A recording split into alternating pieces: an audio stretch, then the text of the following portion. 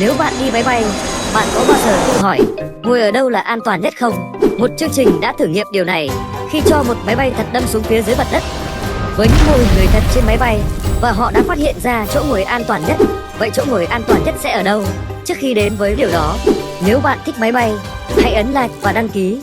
Bạn biết không, họ phát hiện ra rằng hành khách ngồi phía trước sẽ gặp nguy hiểm nhiều nhất, trong khi đó hành khách ngồi ở giữa sẽ gặp nguy hiểm ít hơn một chút. Và cuối cùng, hành khách ngồi ở phía đuôi máy bay an toàn hơn so với những người khác. Đây là câu trả lời.